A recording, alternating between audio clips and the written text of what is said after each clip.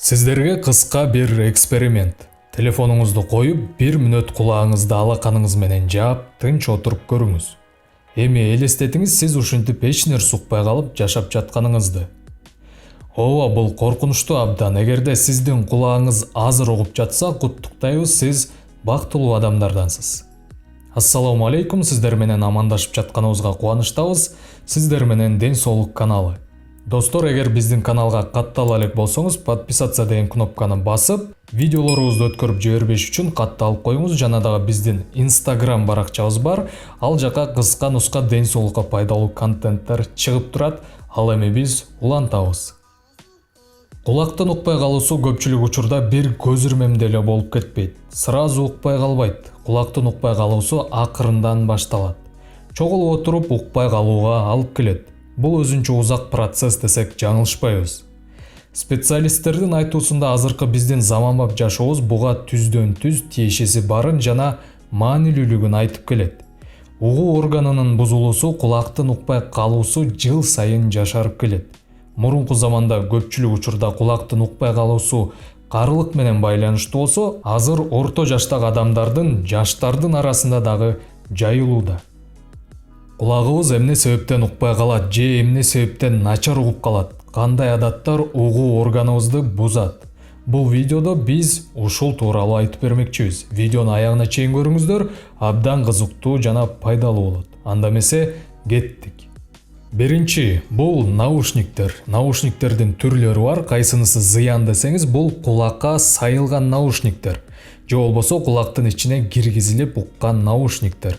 Мындай наушниктер ар бир телефон сатып алганда бардыгында бар. Мындай наушниктердин бир кемчилиги бар. Мындай наушниктерди колдонуп жатканда ал кичинекей мембранасына байланыштуу айлана чөйрөдөгү бардык үндөрдү тоза албайт. Ушул себептен биз мындай наушник менен угуп жатканда айлана чөйрөдөгү үндөр бизге мишайт этпес үчүн, тоскоолдук жаратпаш үчүн биз чоңойтконго мажбур болобуз.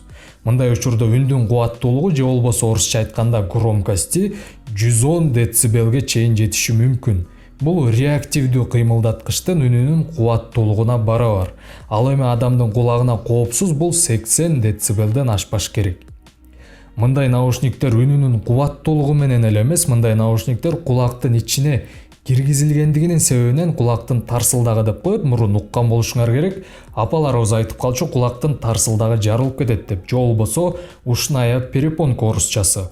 Кулакка киргизилип уккан наушниктер ошол кулактын тарсылдагына өтө жакын жайгашып калат, 1-1,5 сантиметр эле. Мындай жакын жайгашканда үндүн толкуну түздөн түз угуу клеткаларын талкалап буза баштайт жана жыл өткөн сайын адамды дүлөйлүккө алып келет. Жана дагы айта кетчү нерсе, кулакка киргизилип уккан наушниктерди тазалап туруу зарыл. Эгер кир болсо, кулактын ичиндеги клеткаларга кир чогулуп, кулактын сезгенүү ооруларын чакырышы мүмкүн.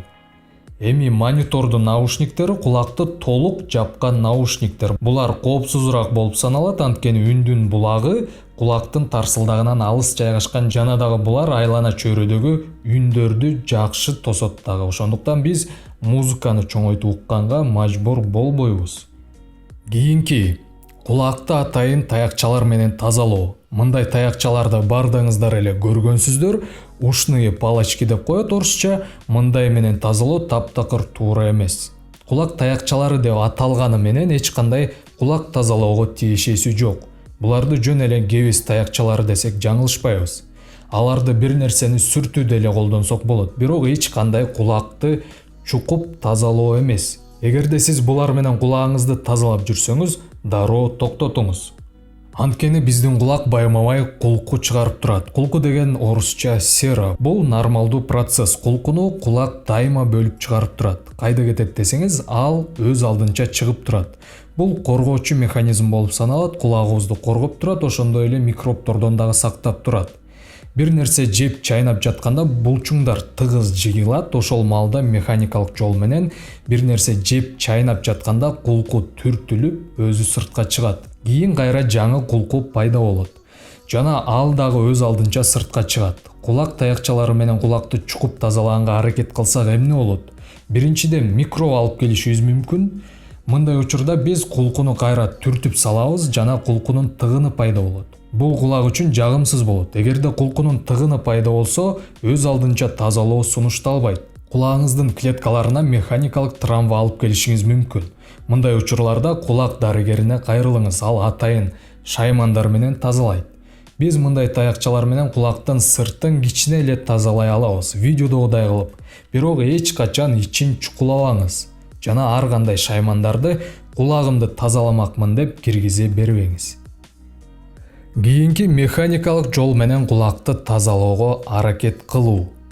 Чыпалаңар же болбосо сөөмөйүңөр менен кулакты чукулоо, башыңарды жууп жатканда самын сууну куюп сөөмөйүңөрдү киргизип тазалоого аракет кылуу, күн сайын чыпалаңар менен кулагыңыздын ичинен кулку таап чыкканга аракет кылуу, мындай адаттарыңарды таштагыла, анткени жогоруда айткандай кулак өзү кулку бөлүп чыгарып, өзү тазаланып турат. Жумасына бир жолудан ашык эмес жумшак гель же атайын самын менен чайкап койсоңуз жетиштүү болот. Бирок чукулоого тыюу салынат. Эгерде сиздин маникюруңуз, узун тырмактарыңыз болсо, кулак чукумакмын деп ойлонбой эле коюңуз. Бул коркунучтуу.